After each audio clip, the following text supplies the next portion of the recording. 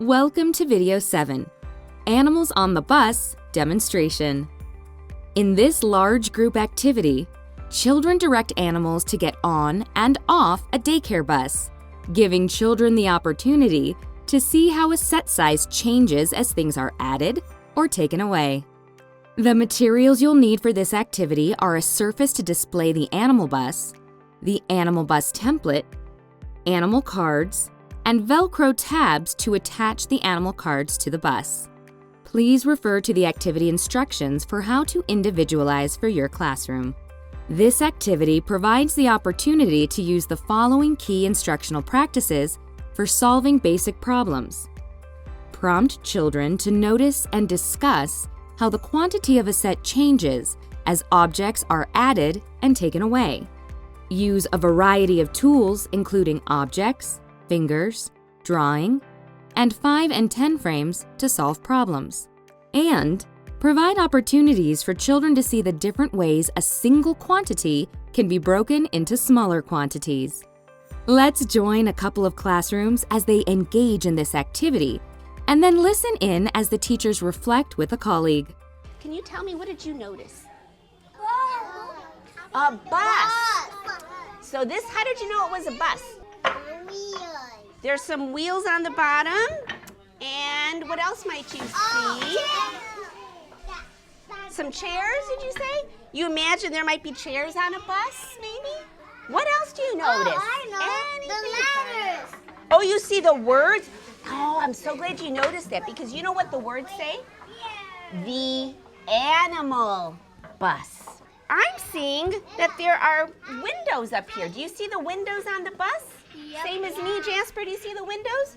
I wonder how many windows are on that bus. Should we count them to see? Yeah. All right. How about if I start over here this time? You ready? 1, 2, 3, 4, 5. How many windows? 5 windows. And you know why there are 5 windows? Because each window is where there's a seat. So if there are 5 windows, how many animals do you think can be on our bus? 1, 2, 3, 4, 5.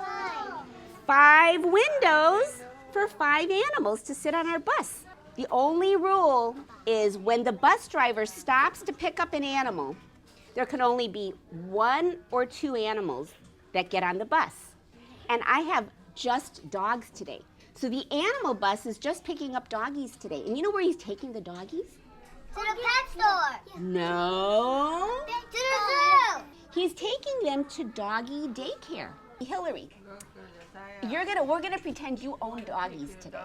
So if you're gonna send your doggies to doggy daycare, you want to get 1 doggie or 2 doggies to be on the bus? 1. You want just 1. Okay, pick 1 doggie. They're all the same. Now watch this. Hillary gets to put her doggie wherever she wants on her bus to go to doggy daycare. Look at that. Now there's 1 doggie on the bus. We didn't have any doggies before. Now we have 1. Alina, you want to come up and pick? Alina, are you going to have 1 doggie or 2 doggies get on the bus? Okay, come up and pick 2 doggies. You can stand over here and you have to think about where you want to put your 2 doggies. Let's see what's going to happen when she puts 2 doggies on the bus. Alina, we can't see. That's okay. You'll see in just a minute. Oh, look at that. Alina just put 2 more doggies on the bus. We had 1 doggie. Now we have how many doggies? 2, 3. 3 doggies on the bus, right? We have 2 on this side and 1 over here. Lisbeth, you want to come up? How many doggies? 1 or 2 doggies? Because we have how many spaces left now? 2. So you can put 1 doggie or 2 doggies on the bus. You gonna put 2 doggies? Okay, let's see. She's putting 1 doggie on and 2 doggies on. All right, you can sit down. Now what's changed? What's changed about our bus? Doggies. There's more doggies on the bus, Samantha, you're right. Remember right now they're all full. How many doggies are on the bus right now? How many doggies are on the bus right now? No, we're not. 1. You want to count them to see? 1, 2, 3, 4, 5. How many doggies? 5 doggies are on the bus. So let's think about that. When we first started, and then we added one doggy. I think Samantha started with one doggy, right? And then there was one doggy on the bus. That was different. That changed. And then I think were there 2 more doggies that got added here? Was that?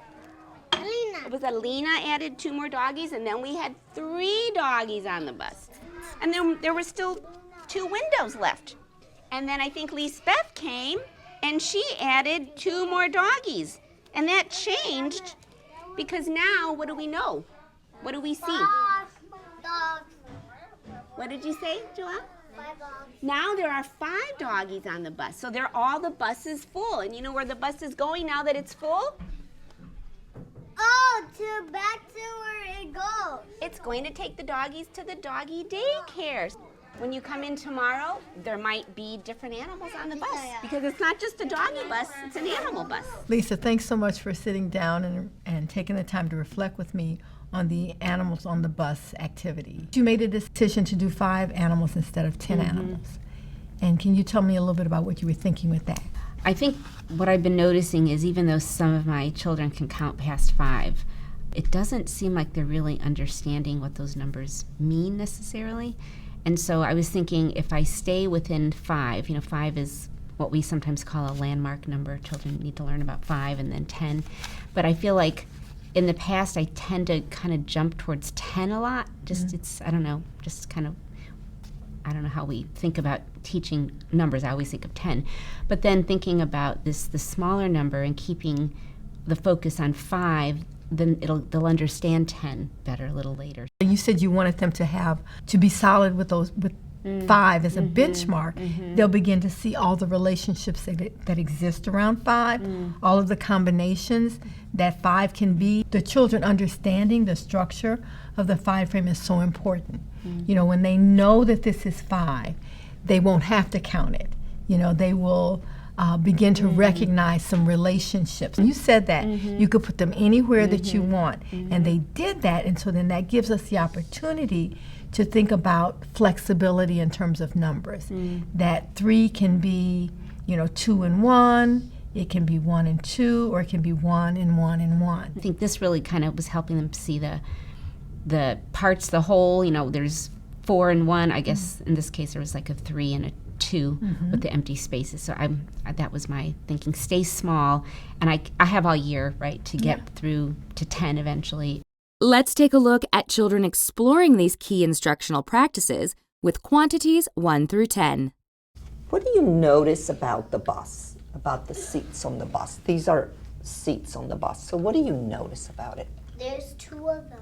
There's two, you mean 2 rows? Yeah, There's usually 1 row. Yeah, but the way that they're doing the picture is that it's just flipped over. But you're right. It's just kind of, it tipped it up. So there's 2 rows. That's a good observation. Can you see the 2 rows? How many seats are on the top row? 23, 4. How many just on the top 5. row?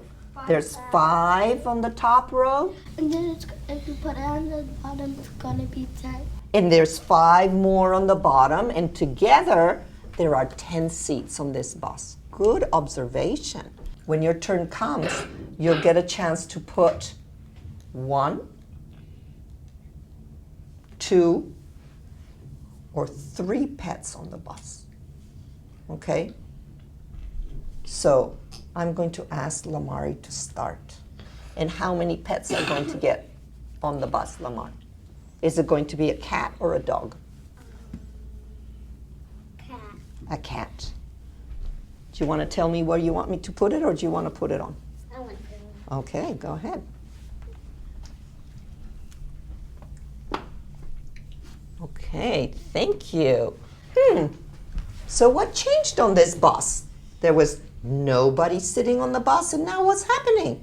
There's one kid sitting. There's one sitting. Before there was no animals on the bus, and now there's 1 animal on the bus. Okay, Annabelle, how many are coming from the next house? How many animals are going to get on now? 1. 1 more? Okay, a dog or a cat? A dog. Okay. Dogs are really cute. Uh-huh. What's changed now? There's 2. There was one before and one more got on, and now there's 2. We're coming to the next house. And how many are going to get on the bus now? 2. 2. One of each. Okay.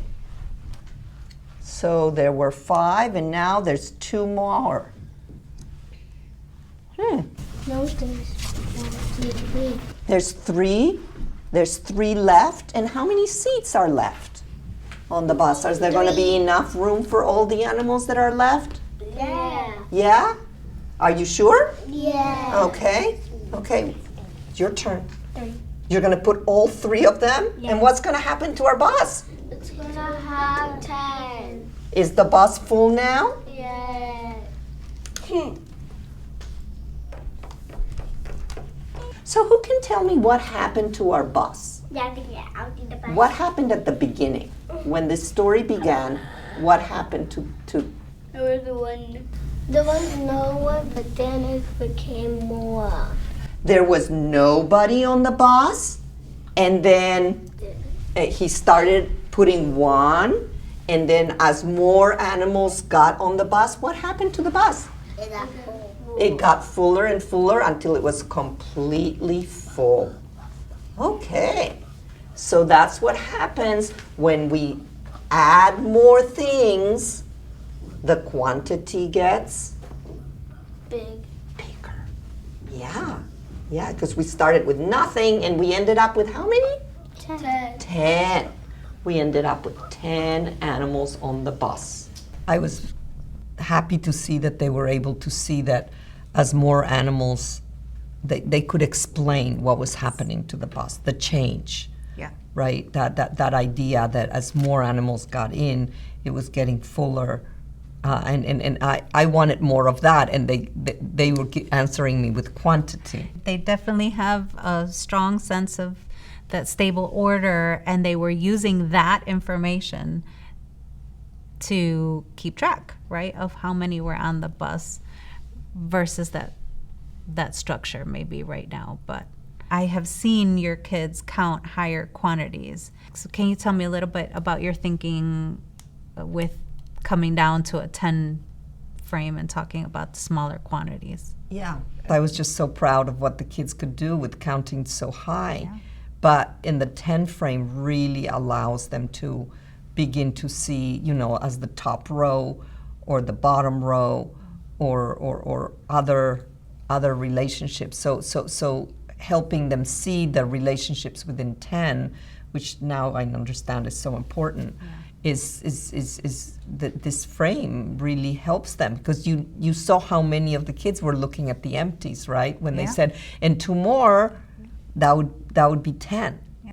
I want them to have that structure internalized so that they can see the relationships within 10s.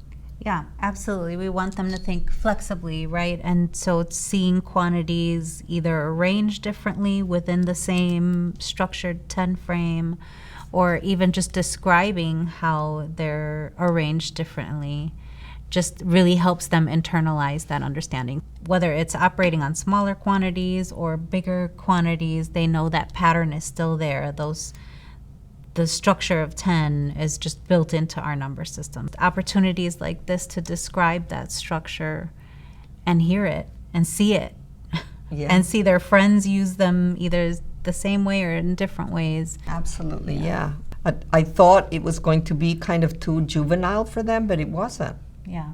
Because they still need that practice, right? Yeah. And so the multiple ways that I can create opportunities for them to think about the relationships between the quantities within 10 is going to be really important.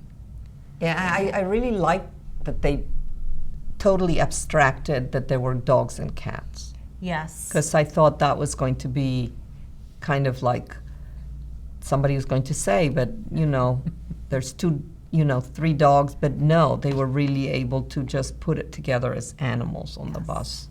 Absolutely. We're keeping track of the animals, not just the dogs and just the cats. But this was definitely the first time, so keeping the decomposition out of it was definitely a good call, I think. Yeah. Great. So thanks. I'm so excited for them to start thinking about structure and organization and where they will take that as well.